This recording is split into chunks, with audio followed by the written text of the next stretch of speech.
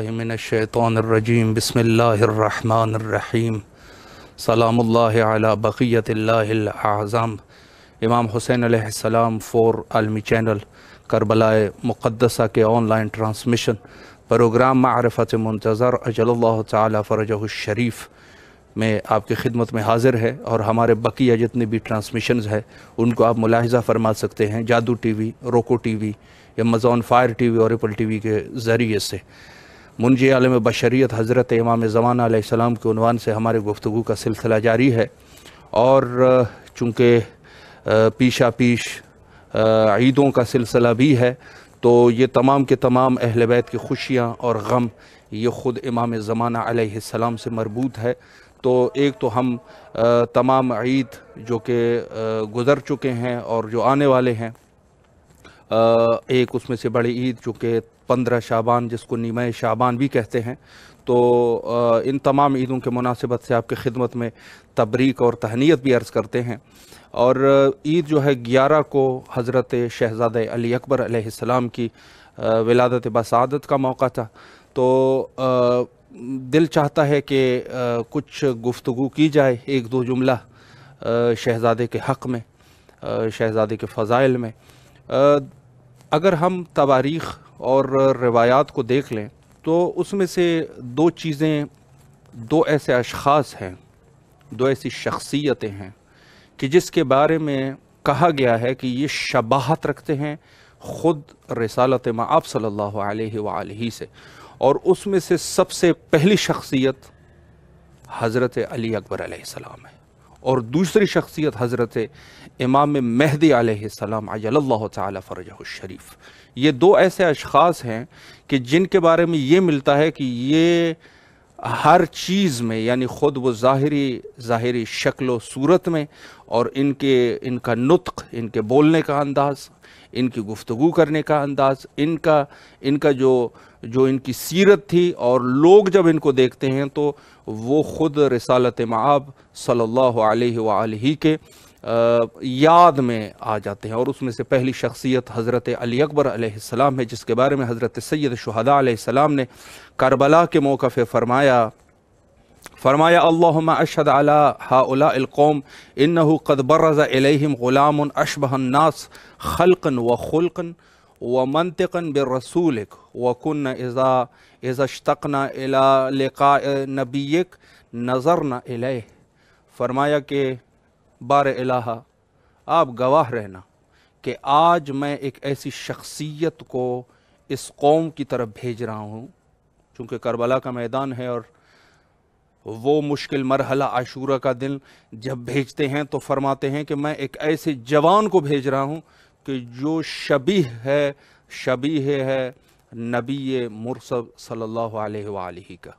اور پھر ان کے لیے 3 اوصاف بیان کر دیے، فرمایا خلقن، ایک تو خلق میں اس کی شبیہ ہے، پھر فرمایا خلقن، اس کی خلق میں جو اخلاق ہے، اس میں اخلاق اور خلق میں یعنی ان کی جو ظاہری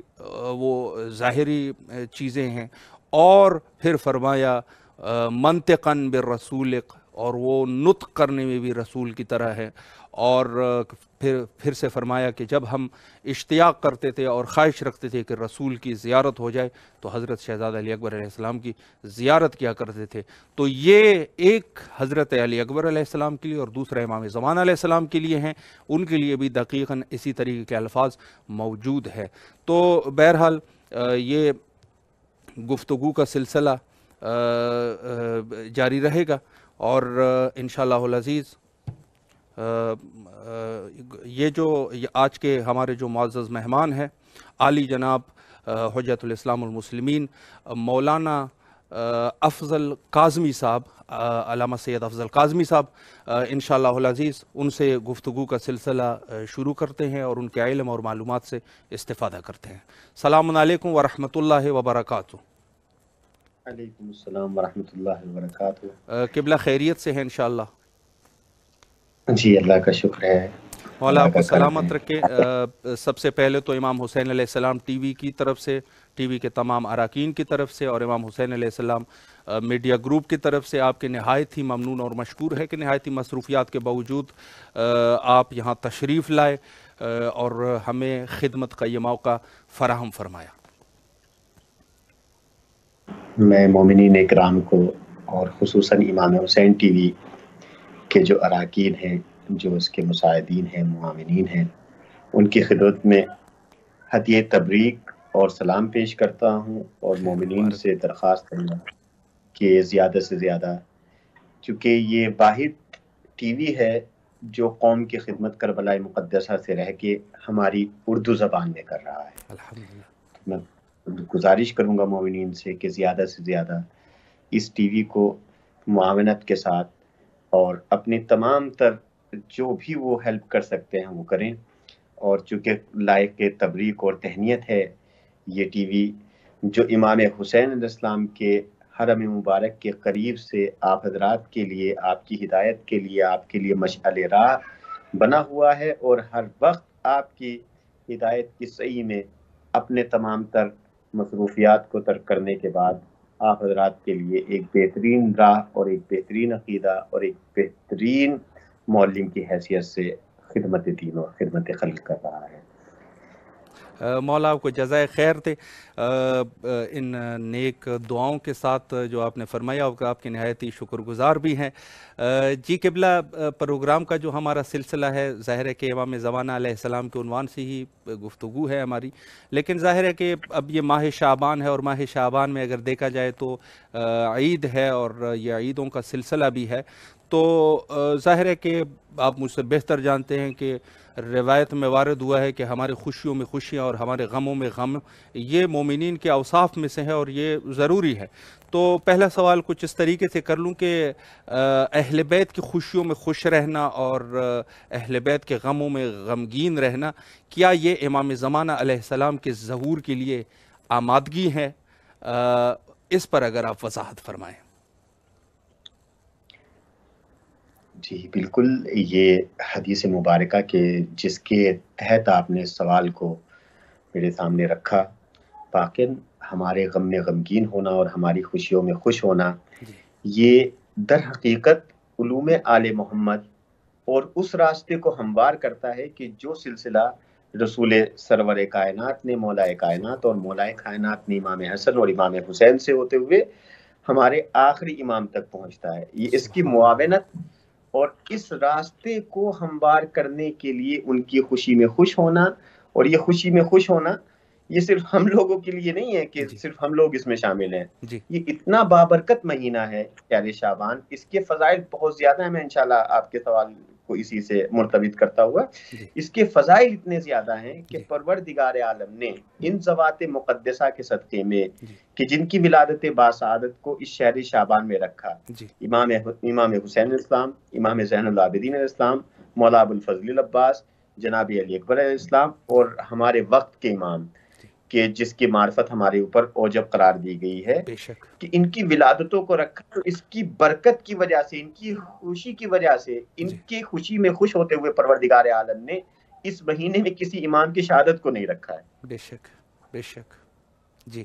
اور پروردگار عالم یہ جتنی احادیث مبارکہ اس سلسلے میں ملتی ہیں یا آیات کہ ہماری خوشی میں خوش رہنا اور ہمارے غم میں غم رہنا، وہ صرف خوشی کا مطلب یہ نہیں ہے کہ ہم مسکرا لیے یا ہم کیا کہتے ہیں اس کے بعد ہم نے اپنے ہونٹوں سے ایک تبسم کے ساتھ یا قہقہے کے ساتھ اور حسینیہ زندہ باد یا مہدیہ زندہ باد یا اس کے بعد ہم نے نعرے حیدری وغیرہ کر دیا، یہ کافی نہیں ہے۔ خوشی میں خوشی کا مطلب یہ ہے کہ جس امر سے ہم راضی ہیں اس امر پہ راضی ہونے کے بعد ہماری سیرت طیبہ کو اپنی حیات کا جز بنا لیجیے، سبحان اللہ، یہ ہماری خوشی میں خوشی ہے۔ اگر اس روز ہم نے اپنے کردار سے، اگر اس روز ہم نے اپنے علوم سے کائنات کی تربیت کی ہے، تو اب ہماری خوشی میں یہ خوشی ہے آپ حضرات کو اس دن کی برکت سے ہمارے اس راستے کو اپنا لینا چاہیے کہ جس راستے پہ ہم آپ کو چلانا چاہتے ہیں۔ سبحان اللہ، یہ ان کی خوشی میں خوشی ہے۔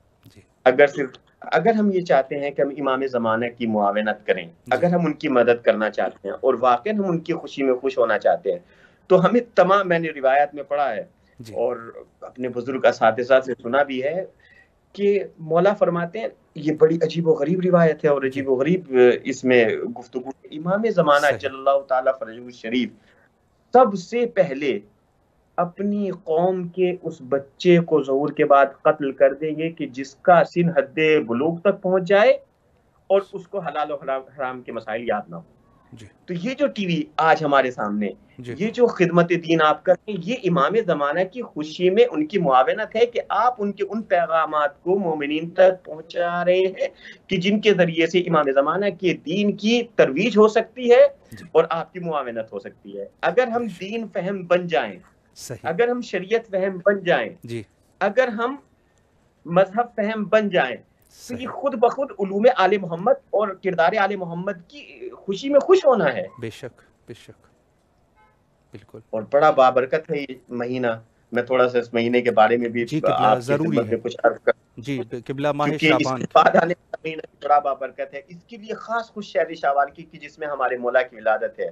بے شک. اس کے لیے خاص رسول اسلام نے فرمایا کہ یہ جو شہر شعبان ہے جی یہ میرا مہینہ ہے. سبحان اللہ. یہ میرا مہینہ ہے، اور جو اس مہینے میں روزہ رکھتا ہے اللہ اس کے اوپر جنت کو واجب قرار دیتا ہے. یہ سبحان مفاتیح اللہ. الجنان میں بھی بے ہے شک بے آپ شک. کو آپ کی حدیث. اور امام صادق علیہ السلام سے امام سجاد کا تو ہمیشہ آپ کی بھی ولادت گزری ہے، اس کے لیے بھی میں آپ کو ہدیہ تبریک پیش کرتا ہوں، اور تمام خیر شیان جہان مبارک. علماء اکرام اور تمام ذوی الاحترام مومنین کی خدمت میں ماہ امام سجاد سلامت. امام سجاد سے ہے کہ جب یہ مہینہ آتا تھا جی جس میں ولادت ہے امام زمانہ کی، ہمارے وقت کی امام کی، جی اور خود امام سجاد کی، امام حسین اور مولا ابو الفضل عباس کی. اور ایک روایت کے مطابق جناب زینب کے لیے بھی ایک روایت ملتی ہے مگر وہ اتنی قوی نہیں ہے. جی تو اس مہینے پہ امام سجاد مدینے میں منادی کرا دیا کرتے تھے. صحیح. سبحان منادی اللہ. کرانے کے بعد اس مہینے کے فضائل بیان کیا کرتے تھے جی اور ان کا ثواب بیان کیا کرتے تھے، اور اس طریقے سے اپنے اصحاب کے درمیان اس شہر کو، شہر رمضان کی، یہ مہینہ جو ہے وہ میرے جد کا مہینہ ہے، اس کو سبحان بالکل اللہ. شہر رمضان کی طرف، اور اپنے روزوں کو اس مہینے کے توسط سے شہر رمضان کے روزوں سے ملا دیا کرتے تھے. اور یہی سبحان طریقہ اللہ. ہمارے رسول کی سیرت میں بھی پایا جاتا ہے، یہ بقیہ جو ائمہ علیہ السلام گزرے ہیں ان کی سیرت میں بھی پایا جاتا ہے. جی بسم اللہ. جی جی قبلہ بہت اچھے طریقے سے ماہ شعبان کی فضیلت اور اس پر آپ نے بہت ہی قابل استفادہ گفتگو فرمائی. ایک سوال، چونکہ ظاہر ہے قبلہ یہ دور جو ہے دور غیبت کبریٰ کا دور ہے، تو اس میں ظاہر ہے کہ اگر انتظار کا یہ معنی لیا جائے کہ مثلا ہاتھ پہ ہاتھ رکھ کے بیٹھ جائیں اور کہیں کہ ہم امام کے منتظر ہے، تو یہ یقیناً زیادہ مناسب نہیں ہے اور عقل کی بھی خلاف ہے. تو اس دور میں مومنین کی کیا ذمہ داریاں ہیں، اس پر اگر آپ وضاحت فرمائیں. جی اگر سب سے پہلے تو ہمیں یہ سمجھ لینا چاہیے جی کہ یہ جو غیبت ہے صحیح. ہماری امام کی، جی یہ آیا حکم، یہ تو بات طے ہے کہ یہ حکم خدا سے ہے، بے شک بے لیکن شک. ہمیں یہ سمجھ لینا چاہیے کہ اس غیبت کے طویل ہونے میں جی ہم لوگوں کا کیا کردار ہے، جی اور ہم لوگ کس طریقے سے اس غیبت میں امام زمانہ کے معاون بن سکتے ہیں جی اور ان کے امر کو پہنچا سکتے ہیں تاکہ ان کی غیبت میں آنے میں ان کے لیے ایک راستہ ہموار ہو. بے شک. اگر ہاتھ پہ ہاتھ رکھ لینے سے کسی کی معاونت ہو جاتی جی صحیح. تو جو بقیہ انبیاء علیہ السلام گزرے ہیں، یہ کوئی غیبت کوئی نئی چیز نہیں ہے. جی حضرت موسیٰ علیہ السلام گئے تھے اللہ سے ایک مختصر عرصے کے لیے غیبت اختیار کی حضرت موسیٰ نے، جی 40 روز کے لیے، جی بے شک. اور 40 روز کے بعد غیبت کا زمانہ آگے بڑھ گیا تاکہ زیادہ نعمتیں مومنین تک پہنچائی جا سکیں اس وقت کے. جی تو پروردگار عالم نے اس وعدے کو اور آگے بڑھا دیا، اس سے بہتر کر دیا. وہ لوگ جو انتظار جناب موسیٰ علیہ السلام کر رہے تھے، جی اب وہ آپ کی غیبت کو برداشت نہیں کر پائے، صحیح. بے اور شک. انہوں نے کیا یہ کہ ایک صحیح رہبر کے مقابلے پہ ایک جعلی رہبر کو اپنا رہبر بنا لیا، جسے سامری کہا جاتا ہے. جی بالکل. اور اس سامری نے تمام قوم کا حضرت ہارون علیہ السلام کے اوپر ضبط اور ضبط کیا اور ان کے اوپر دباؤ ڈالا، اور انہیں تبلیغ دین سے روک دیا گیا. جب بھی وہ پڑھتے تھے کہ یہ کام جو آپ حضرات کر رہے ہیں، میں اس کو مرتبط کرنا چاہتا ہوں، یہ جو آپ حضرات کام انجام دے رہے جی ہیں یہ خلاف شریعت اسلام ہے، آپ صحیح. کو یہ نہیں کرنا چاہیے. مگر سامری نے غیبت کا فائدہ اٹھاتے ہوئے جو بھولے بھالے اس وقت کے انہیں بھی مسلمان ہی کہا جائے گا، چونکہ ہمارے ہر نبی نے دین اسلام کی تبلیغ کی ہے، سبحان اور اللہ، حضرت آدم سے حضرت خاتم تک. تو اس وقت کے جو مسلمان تھے وہ اس غیبت کو برداشت نہیں کر پائے، اور ان لوگوں نے سامری کے جال میں آنے کے بعد بت کی پوجا کرنی شروع کر دی، اور اس بچڑے کو جس کو سامری نے ان کے سامنے بنایا تھا اسے خدا تسلیم کر لیا. یعنی وہ راستہ جو جناب موسیٰ کے لیے آسانی پیدا کر سکتا تھا، انہوں نے اس راستے سے انحراف کیا، اور وہ راستہ کہ جو جناب موسیٰ کے لیے سختی اور تنگ دستی کا سبب بن رہا تھا، اس کے لیے وہ معاون بن گئے. کہیں ایسا نہ ہو کہ ہم اپنے امام کا انتظار کرتے ہوئے ان راستوں کو اختیار کر لیں کہ جو خود ہمارے امام کے لیے صعوبتیں پیدا کر دیں. جی بالکل. اللہ. کہیں ایسا نہ ہو کہ ہم اپنے مذہب سے منحرف ہو جائیں، کہیں ایسا نہ ہو کہ ہم اپنے دین سے منحرف ہو جائیں. اگر ہم انتظار کی صورت میں اپنے امام کی مدد کرنا چاہتے ہیں تو ہمیں اس راستے کو اختیار کرنا پڑے گا کہ جو جناب موسیٰ کے بعد جناب ہارون نے اختیار کیا تھا. سبحان اللہ. بے شک. ہمیں اس راستے کو اختیار کرنا پڑے گا کہ جو ہمارے علماء کا راستہ ہے، کہ جن کے ساتھ ہماری. اور ایک اور بڑی عجیب و غریب بات آ گئی ہے، تو میں حضرات کی خدمت میں بیان کر دوں. اگر ہم اس غیبت کے دور میں اپنے امام کی مدد کرنا چاہتے ہیں تو ہمارے لیے ضروری یہ ہے کہ ہم ان کو پہچانے کہ جو ہمیں امام تک پہنچا سکتے ہیں. سبحان اللہ. سبحان اللہ. امام تک پہنچانے کا واحد ذریعہ ہمارے پاس یا احادیث معصومین علیہ السلام ہے یا قرآن. اور اس قرآن کو سمجھنے کے لیے ہمیں علماء کی ضرورت ہے، کیونکہ آج ہمارا امام ہمارے سامنے نہیں ہے، لیکن اس کا مطلب یہ نہیں کہ ہمارا امام ہمارے سامنے نہیں ہے تو وہ ہمیں نہیں دیکھ رہا ہے. اور اس کا مطلب یہ نہیں کہ وہ ہم نہیں. انہوں نے فرمایا کہ اگر ہم ایک لمحے کے لیے اپنی نگاہ رحمت کو اپنے مومنین سے ہٹا لیں، ایک لمحے کے لیے ہم غافل ہو جائیں، تو یہ دنیا ہمارے مومنین کو، ہمارے چاہنے والوں کو اس طریقے سے پیس دے گی کہ جس طریقے سے گندم کا دانہ دو چکی کے پارٹوں کے درمیان ہے. اس کا مطلب یہ ہے کہ غیبت میں وہ ہماری معاونت کر رہے ہیں، لیکن ہم کس قدر ان کی معاونت کر رہے ہیں. کیا ہم اس راستے کو روشن کر رہے ہیں کہ جو ہماری صرف موم بتی کا جلا لینا، شمع کا روشن کر دینا ہمارے امام کے راستے کو روشن نہیں کرے گا. نہیں، ہمیں معنویت کے اعتبار سے اپنے امام کے راستے کو ہموار کرنا ہے. ہمیں علم کی شمع کو روشن کرنا ہے. جتنا زیادہ علم ترقی کرتا چلا جائے گا، ہمارے امام کا راستہ اتنا زیادہ ہموار ہوتا چلا جائے گا اور اتنا زیادہ مددگار ہوتا چلا جائے گا. کل کا ایک عام انسان یہ نہیں سمجھ سکتا تھا کہ اگر امام مکے میں تشریف لائیں گے تو وہ مکے میں رہنے کے بعد تمام کے تمام دنیا کے رہنے والوں کو کس طریقے سے اپنی آواز ان تک پہنچا سکتے ہیں.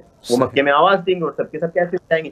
لیکن آج علم نے اس راستے کو اتنا زیادہ آسان بنا دیا کہ وہ بات ہماری سمجھ میں آ سکتی ہے.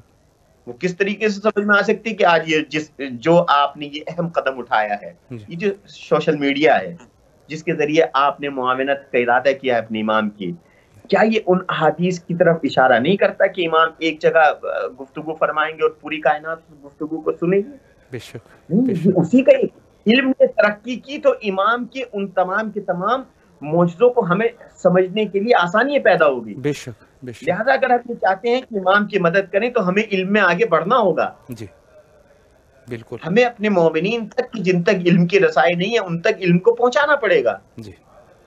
تو ضروری یہ ہے کہ ہم جہالت کو دور کریں اور وہ راستہ اپنائیں کہ جس راستے سے ہم علم کی طرف بڑھ سکے. اور علم کا راستہ علماء کا راستہ ہے. اگر علماء ہماری سمجھ میں آ جائیں گے تو ہمارے قرآن ہماری سمجھ میں آ جائے گا، قرآن ہماری سمجھ میں آ جائے گا، احادیث ہماری سمجھ میں آ جائے گی، تو ہمیں یہ سمجھ میں آ جائے گا کہ ہم کس طریقے سے اپنے امام کی مدد کر سکتے ہیں. بے شک. بے شک. جی قبلہ، ایک امام زمانہ علیہ السلام کے بہت سارے القابات میں سے ایک لقب ہے منتقم، یعنی انتقام لینے والا. اس لقب کی اگر آپ وضاحت فرمائیں، چونکہ ظاہر ہے کہ امام جب ظہور فرمائیں گے تو یہ منتقم کا لقب اس وقت کے ساتھ خاص ہے، تو اس پر اگر آپ کچھ وضاحت فرمائیں تاکہ انشاءاللہ مستفید ہو سکے. جی بالکل. ہمارے امام علیہ السلام کے بہت سے القاب ہیں جس میں مشہور و معروف منتقم کا لفظ ہے. لیکن میں اس کے ساتھ ساتھ ایک اور مولا کا لقب آپ حضرات کی خدمت میں پیش کرنا چاہوں گا. بسم اللہ. اس لقب کے بعد یہ منتقم جو ہمارے امام کا، ہمارے یہاں مکیال المکارم میں جی ایسی بہت سی احادیث بھری پڑی ہیں جی کہ جو طرفین میں پائی جاتی ہیں، جی حتیٰ کہ یہ جو اگر یہ بات ہماری سمجھ میں آ جائے، یہ بات ہم پہنچانے میں کامیاب ہو جائیں کہ اولاً تو منتقم امام حسین جو امام زمانہ جل اللہ تعالیٰ فرج شریف ہے، جی یہ وجود مہدویت، جی یہ تصور مہدویت، صحیح، یہ کوئی ایسی چیز نہیں ہے کہ جو شیعوں کے لیے خاص ہو۔ جی بے شک بے شک، مہدویت کا تصور، اگر ہماری یہ مہدویت سمجھ میں آ گئی، اگر یہ سمجھ میں آ گئے تو انشاءاللہ منتقم سمجھنے میں ہمارے لیے آسانی ہو جائے گی۔ صحیح، اور کیوں دیگر فرقے جو ہیں وہ ہم سے متنفر ہیں اور وہ ہمارے عقیدے پہ کیوں نہیں آتے، ان میں سے ایک وجہ یہ بھی ہے کہ ہمارا امام جو ہے وہ منتقم خون امام حسین ہے۔ بے شک، کیونکہ جب امام حسین کے دشمنوں سے انتقام لیا جائے گا، وہ انتقام جو جناب مختار ثقفی نے لیا ہے، وہ امام حسین یہ کہتے ہیں کہ اگر تمام کائنات کا، یہاں تک روایات میں آیا ہے، جی اگر تمام کائنات کا خون بھی بہا دیا جائے تو امام حسین علیہ السلام کے ایک خون کے قطرے کے برابر نہیں ہو سکتا اللہ اس کے اکبر، ساتھ۔ اللہ امام کا اکبر، خون بے بلند و شک بالا، بے شک، صرف وہ منتقم امام حسین وہ بہتر جانتا ہے کہ کس طریقے سے امام حسین کے خون کا انتقام لیا جا سکتا ہے۔ ایک عام آدمی امام حسین کے خون کا انتقام نہیں لے سکتا۔ ہاں، تو میں اس کی طرف اشارہ کرنا چاہ رہا تھا کہ اگر ہم نے یہ سمجھ لیا کہ تصور امامت، جی تصور مہدویت صرف شیعت کے یہاں نہیں ہے، اثنا عشری ائمہ کے یہاں، بلکہ تمام تر فرقوں میں یہ تصور پایا جاتا ہے جی کہ آخری وقت میں ایک امام کا ظہور ہوگا، ایک امام آئے گا جس کا نام مہدی ہوگا، اور القاب میں تھوڑا اوپر نیچے کرنے کے بعد بات وہی کہتے ہیں۔ بس اختلاف یہاں سے ہوتا ہے کہ جی آنے والا آ چکا ہے، پیدا ہو چکا ہے، یہ پیدا ہوگا، بس بے تھوڑا سا شک، یہ اختلاف ہے تمام اہل سنت کے فرقوں کے درمیان میں۔ اور ایک اور اگر میں آپ سے لطیف بات ہے، اگر میں آپ سے بسم اللہ، وہ بیان کروں کہ ان کے یہاں بھی جی آخری امام کو تو امام کہا گیا ہے، جو جی ہمارے دوسرے اسلامی بھائی ہیں، جی آخری امام کو تو امام مہدی کے القاب سے وہ نوازتے ہیں جی اور تذکرہ کرتے ہیں، لیکن جو بقیہ ائمہ علیہ السلام ہیں ان کے ساتھ وہ امام کا تصور نہیں ہے، اور نہ ان بقیہ حضرات کے ساتھ ان کے یہاں امام کا تصور ہے کہ جو دیگر اسلام میں جن کے کردار رہے ہیں جس بھی جی جی طریقے سے، وہ تاریخ بہتر جانتے بالکل، ہیں، اس کی طرف اشارہ کرنے کی ضرورت نہیں ہے جی جی کیونکہ سب بہتر جانتے ہیں۔ تو صحیح، یہ مہدویت کا تصور نئی چیز نہیں ہے۔ جب مہدویت کا تصور ہم نے خود بڑی مشہور و معروف جو حدیث ہمارے یہاں بیان کی جاتی ہے، من مات ولم یعرف امام زمانہ مات میتۃ جاہلیہ، سبحان جب ہم اللہ، اس جی حدیث کو دیکھتے ہیں کہ جو اپنے وقت کے امام کو پہچانے بغیر مر جائے، اس کی موت جاہلیت کی موت ہوتی ہے۔ اور جاہلیت کی موت کا مطلب یہ نہیں ہے کہ وہ ان پڑھ مر جاتا ہے، جی جی نہیں، اس کی موت کفر کی۔ امام جعفر صادق علیہ السلام کی ایک حدیث ہے کہ جس میں سائل نے سوال کیا کہ مولا یہ جو جاہل کی موت ہوتی ہے کیا یہ کفر کی موت ہے؟ تو امام نے فرمایا ہاں یہ کفر کی موت ہے۔ اللہ جاہل اکبر، یہاں پہ بمانا ان پڑھ نہیں جی بلکہ کفر کی موت ہے۔ بے شک، تو یہ جب حدیث آپ اس کی طرف غور کریں گے جی تو یہ حدیث صحیح مسلم میں بھی موجود ہے، صحیح، مسند احمد ابن حنبل میں بھی موجود ہے، جی اور دوسری مستندات میں بھی یہ حدیث آپ کو موجود ملے گی۔ جی تو جہاں امام مہدی جل اللہ تعالیٰ فرجہ الشریف کا تذکرہ ان کتب میں بیان کیا گیا ہے، جی وہیں پہ بعض کتب میں جیسے تصور وجود مہدی کے نام سے کتاب لکھی گئی جو ماخوذ ہے سیاہ ستہ سے جی اور دیگر مستندات سے جو پاکستان سے شائع ہوئی ہے، صحیح، اس میں لکھا ہے ان لوگوں نے کہ امام علیہ السلام جب ظہور فرمائیں گے یا پیدا ہوں گے تو دنیا کو جب عدل و انصاف سے بھریں گے تو اس میں امام کے اس لقب کو بھی انہوں نے کوٹ کیا ہے کہ منتقم خون امام حسین ہے، اور وہ حضرت حسین رضی اللہ تعالی عنہ کا انتقام بھی لیں گے۔ جی صحیح، تو خود اہل سنت کے یہاں بھی انتقام کا تصور پایا جاتا ہے، بے شک، اور دوسرے ہمارے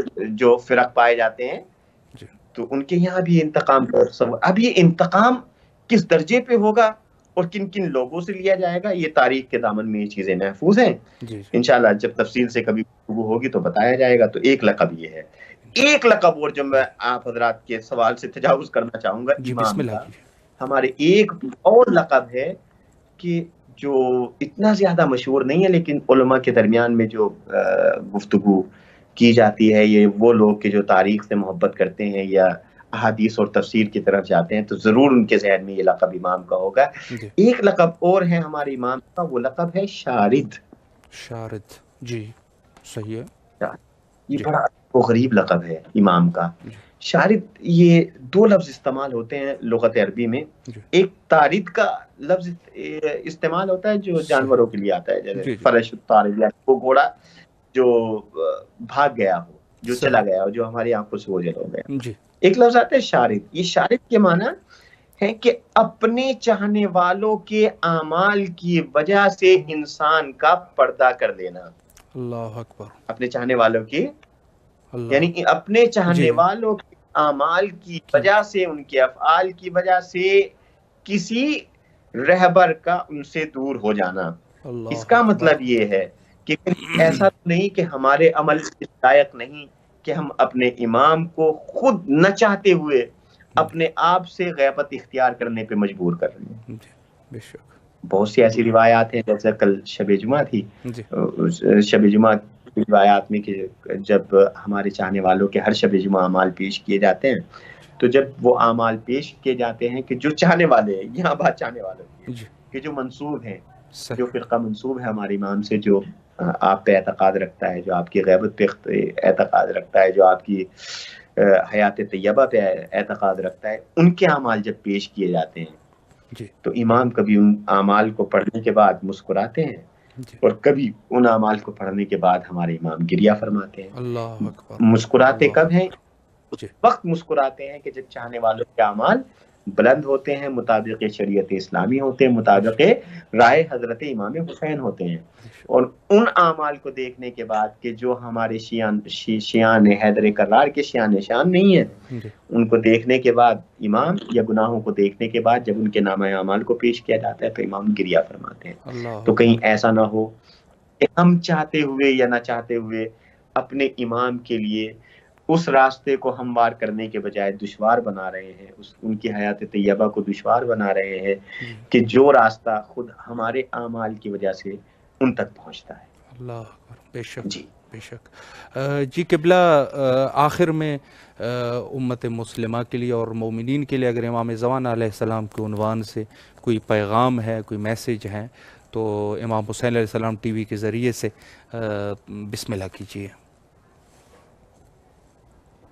جی، میں اپنے ناظرین سے اور مومنین سے کہ جن تک یہ ہماری گفتگو پہنچ رہی ہے، یہ میرے بعد آنے والے علماء اکرام کی گفتگو پہنچ رہی ہے، کم از کم اگر وہ لائیو ان پروگرام کو نہیں دیکھ سکتے تو جب آپ کو وقت ملے تو ان پروگرام کو دیکھیے اور ان سے استفادہ کیجیے، چونکہ بڑی محنت و مشقت کے ساتھ امام حسین ٹی وی ان حضرات کے لیے ان پروگرام کو مہیا کرتا ہے تاکہ علوم آل محمد تمام مومنین تک پہنچ جائیں، اور وہ مخفیات کہ جو عدم علم کی بنا پہ علوم اہل بیت کے نہیں پہنچ پاتے وہ ان تک پہنچ جائیں. اور امام زمانہ کے حوالے سے میں اتنا کہنا چاہوں گا کہ من مات ولم یعرف امام زمانہ مات میتۃ جاہلیہ. اگر انسان نے اس حدیث مبارکہ کو سمجھ لیا، دیکھیے بس آخر میں یہ پیغام دینا چاہوں گا کہ امام حسین علیہ السلام سے لے کے مولا کائنات امام حسن اور دیگر 11 ائمہ تک ہر امام ہمارے امام ہیں.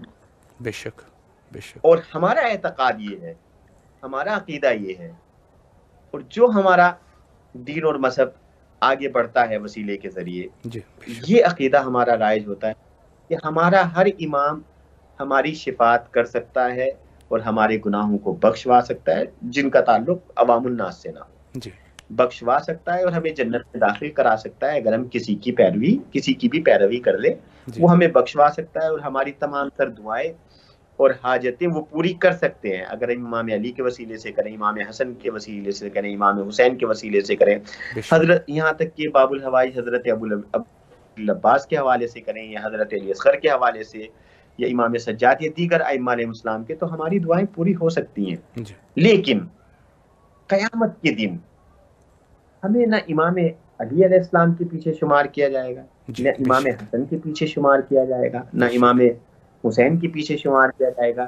ہمیں جب شمار کیا جائے گا، قرآن کے صاف صاف ہے، یوم ندعو کل اناس بامام. سبحان اللہ. ہر گروہ کو، تمام لوگوں کو اس کے امام کے ساتھ آواز دی جائے گی، ان کے ساتھ شمار کیا جائے گا. شمار ہونے کے لیے ضروری یہ ہے کہ ہم اپنے امام کی معرفت حاصل کریں.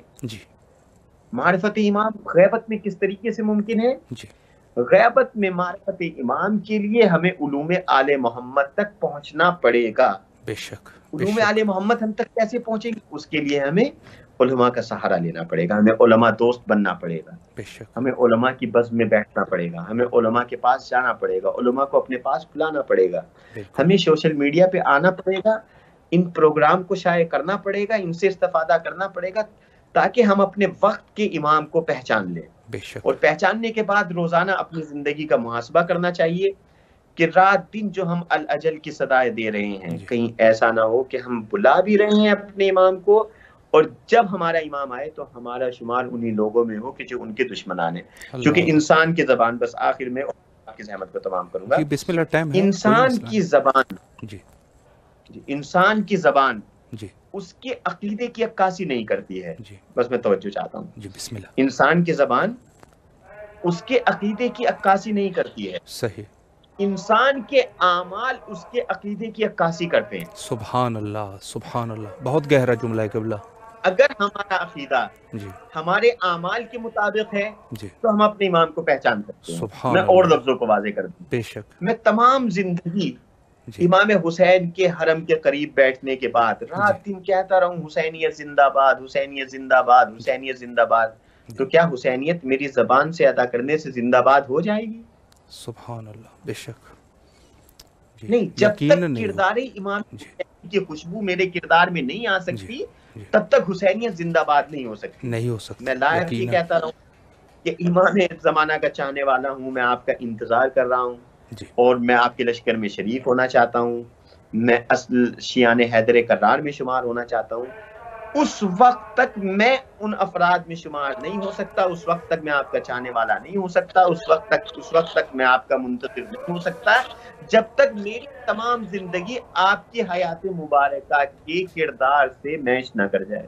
بے شک بے شک. سبحان اللہ، سبحان اللہ. کہ اگر صرف زبان کی کوئی قیمت ہوتی، جی اور اگر ہم یہ چاہتے ہیں کہ اپنے امام کے مددگار بنیں جی اور ان کے منتظر رہیں، اور ہمارا یہ انتظار عبادت شمار ہو، جی تو ہمیں اپنے کردار میں کردار حضرت قائم اجل اللہ تعالی فرج الشریف کو لانا پڑے گا. یہ باقی ائمہ کی زندگی کو اپنے کردار میں ڈھالنا پڑے گا. بے شک. زبان کائنات میں سب سے معتبر انبیاء علیہ السلام اور ائمہ علیہ السلام کی ہے. بے اگر شک. ہم یہ چاہتے ہیں ان کے راستے کو ہموار کریں تو انبیاء سے پاک و پاکیزہ زبان کسی کی نہیں ہو سکتی، ائمہ سے پاک و پاکیزہ کسی کی زبان نہیں ہو سکتی، مگر انبیاء نے اپنی زبان کا استعمال بعد میں کیا ہے، اپنے کردار کا استعمال پہلے کیا. سبحان اللہ، سبحان اللہ. بے شک بے شک. جن لوگوں کے درمیان ہمارے رسول نے 40 سال تک زندگی گزاری، جی پہلے 40 سال تک ہمارے رسول نے اپنے کردار کا لوہا منوایا، اس کے بعد اپنی زبان سے فرمایا قولوا لا الہ الا اللہ تفلحوا. سبحان پہلے دن اللہ. ان کو پیغام نہیں دیا ہمارے رسول نے. بے شک. بڑا مشہور و معروف واقعہ، اگر آپ کے پاس 2 دقیقے ہوں تو بس میں اس بات ٹائم کو ہے، واضح کر کے اور آپ ہے قبلہ، ٹائم ہے، بسم اللہ کیجیے. اور جی جی دیکھیں، صرف زبان سے خالی یہ کہہ دینا کہ میں امام کا چاہنے والا ہوں، اور میرے اندر، میرے کردار میں، میرے اندر وہ عمل نہیں پایا جاتا کہ جو میرے امام کے عمل سے میچ کرتا ہے، بے شک. تو بس یہ صرف خالی لقلقہ زبانی ہے. جی بے کیونکہ شک. 2 لفظ ہو جائے امام حسین السلام کے حوالے سے بھی، جی اور مولا حضرت ابوالفضل عباس کی بابرکت ولادتیں گزری ہیں، جی اور ہم امام زمانہ کی ولادت میں داخل ہونا چاہتے ہیں. تو 2 میں اس ذکر کو اس ذکر سے ملا کے اور بعد میں انشاءاللہ گفتگو کو تمام بہت کرنا بہتر چاہوں ہے. گا. بسم اللہ. دیکھیے، کائنات میں جی سب سے پاک و پاکیزہ زبان ہے ہمارے امام کی، بے اور شک. ہمارا عقیدہ یہ ہے کہ اگر امام پیدا ہوتا ہے تو وہ پیدا ہی امام ہوتا ہے، 40 اور 50 اور 30 سال کے بعد امام نہیں بنتا ہے، سبحان اور نہ اللہ. کسی کے بنانے سے بنتا ہے اور نہ کسی کے ماننے سے وہ ختم ہو جاتا ہے. یہ بے شک. عہدہ الہی ہے، جی یہ ریاست عامہ ہے کہ جو نبی کی تنصیب کے بعد اللہ جس کو نبی نصب کرتے ہیں، اور اللہ کی طرف سے یہ عہدہ انسان کو وہیں سے ملتا ہے اور پیدا ہونے سے، اور آخری عمر تک امام رہتا ہے. بے شک. اور امام چاہے بچپن میں ہو جی یا اپنی جوانی کے عالم میں ہو جی یا اپنی عمر کے آخری حصے میں، کہ جو ظاہری جو حیات طیبہ ہوتی ہے ائمہ علیہ السلام کی، اس میں ہو، وہ امام ہوتا ہے. بے شک. امام حسین علیہ السلام ہے. آپ سے معتبر کس کی زبان ہو سکتی ہے؟ یقیناً. امام حسن سے معتبر کس کی زبان ہو سکتی ہے؟ کسی کی نہیں ہو سکتی. آپ سے زیادہ مؤثر کس کی زبان ہو سکتی ہے؟ بے شک. مسجد میں بیٹھے ہوئے ہیں، وضو دیکھا، ایک شخص ہے جو بزرگ ہے، وہ وضو کر رہا ہے، واقعہ آپ لوگ سنتے رہتے ہیں، وضو کر رہا ہے. جی امام نے دیکھا کہ اس کا وضو मुताबिक शरीयत रसूल नहीं है। अल्लाह अकबर। आप चाहते तो ये फरमा सकते थे कि हुजूर आपकी वजू सही नहीं है, लिहाजा आपको वजू को अपनी दुरुस्त कर देना चाहिए। जी बिल्कुल। ऐसा नहीं है कि इमाम अभी बचपने के आलम में है और वो शख्स आपकी बात को तस्लीम नहीं करेगा, नहीं जी। इमाम की जबान इतनी मोतबर जबान है, बचपने की बात मैं कर रहा हूँ, कि इमाम अगर जबान से ये कह देते हैं कि मुझे लिबास चाहिए तो जन्नत से लिबास आ जाता है। सुभान अल्लाह, सुभान अगर अल्लाह, इमाम बेशक।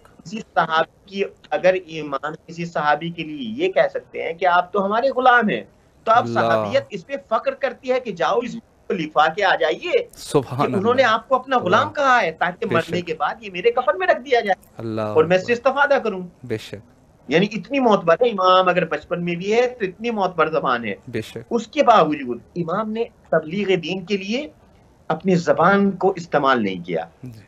इमाम ने फरमाया, इमाम हसन साथ में, कि हम दोनों भाई वजू करते हैं, आप ये देख के बता दीजिए कि हम में से किसका वजू सही है, लिहाजा आप बता दीजिए, आप बुजुर्ग हैं। इमाम हसन और इमाम हुसैन इस्लाम ने वजू शुरू किया और चाहने वाला जो है वो मस्जिद में बैठा हुआ देख रहा है कि दोनों शहजादे ने वजू एक जैसा किया है। सही। फौरन चाहने वाला समझ गया जी। और कहता है कि फर्जंद रसूल, मेरा वजू गलत है, अल्लाह, आप लोगों का वजू सही है। सुभान अल्लाह। लेकिन ये चाहने वाला और ये बुजुर्ग कब समझा? ये उस वक्त समझा कि जब उसके गलत अमल के सामने इमाम ने अपने सही अमल को पेश किया।